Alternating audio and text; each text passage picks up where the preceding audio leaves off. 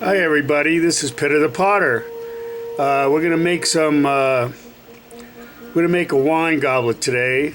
I've sort of been known for my stemware wine goblets. This is one of the few times that I measure anything, so here's my measuring ruler here. We've got a set of calibers right here, and what we're gonna do is we're gonna measure from the bottom to we're gonna measure out 6.5 inches. Right here, 6.5 inches. And then we'll set this up. Here we've got the measurement now. This is 6.5 inches. Okay, I'm going to set this over here on the side. And we're going to start with a pound of clay right here. This is my own formula of clay. It's a white stoneware body.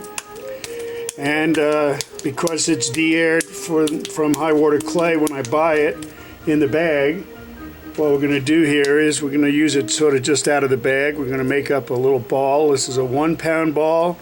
Here's the bat system that I use, and over here you should be able to see the side view in the mirror. I'm hoping this will come out where you can see this pot pretty good. Let's see here. Get this slightly adjusted here. Alright, we're going to start to throw this piece. Of course, we always try to get it near the center of the pot wheel. There we go, that's a little bit better. Alrighty, we're going to start centering now. Here we go.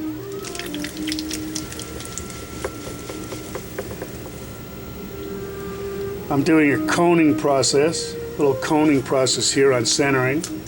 Then we're going to push the whole thing down to the wheel head and get a nice little half grapefruit section here. You can hear my bat chattering a little bit here on the wheel. Alright, we've got this set up for the width of the diameter, and we're going to start right now. Drop in the hole. My wine goblets have no bottom in them so that they're easy to rinse out and not trap water. Some of my friends make a solid bottom, but I don't like doing it that way. So here we go with our first pull after the hole's down to the wheel head. I'm going to pull directly towards me, and we're going to stop right where it's getting close to the outside of the ball of clay. Sponge, water. First pull is like a 2-fingered pull right here, and we're going to put a lot of pressure on the inside, pushing this piece in towards the center.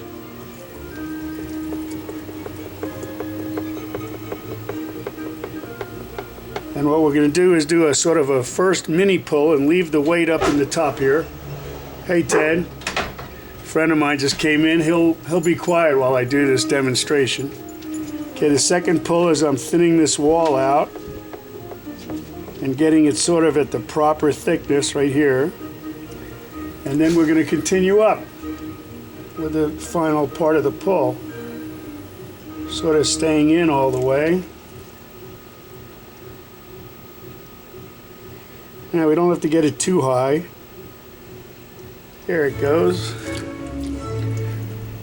See, let me see, can you see that? Yeah, I think you can see it all. Alright, this is a good position for the camera. I'll mop out the inside really well. And the rest of this is sort of like a coning action. We're going to start up the outside of the piece, and we're going to lift and push in to make the stem.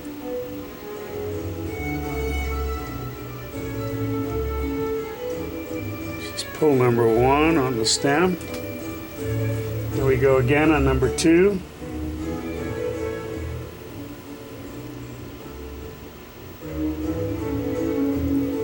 Starting to look like a goblet stem here.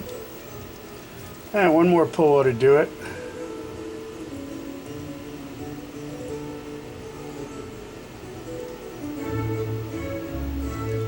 Leaving a nice flare at the top here.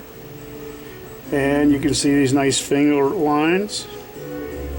Now we're going to take our measuring 6.5 inch piece, and we're going to check the measurement here. It's a little bit high, so I'm going to cut some of this down with a needle tool. When I do this, I support the outside edge here, and I'm going to cut it down just a little bit.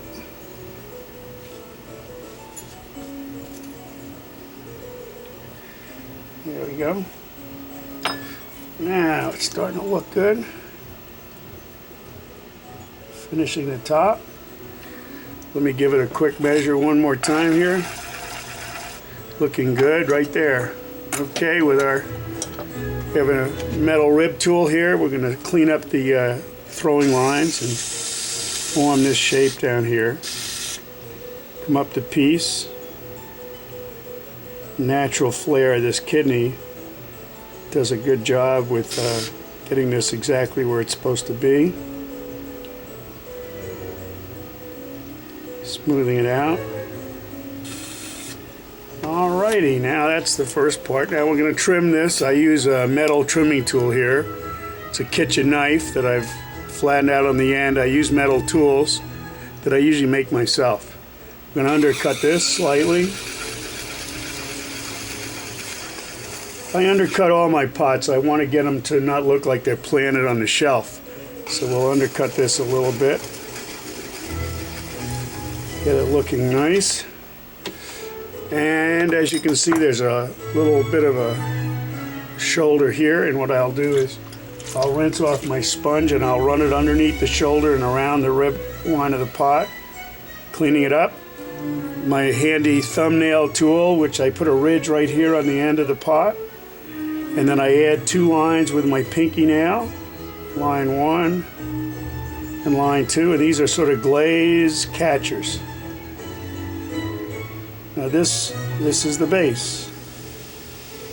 And what we'll do now is we'll set this off and we'll come back and show you throwing of the bell. Clean my hands off before I touch my camera. Hey, let me take this up here. Let's take a look real quick before we here's the undercut detail, the rib lines, the top is flat, and we do not cut this off the bat. These are masonite bats. We'll leave this on the bat. This is orientated to the line over here on the thing, so when we lay this back on, it will be centered for us and ready to go.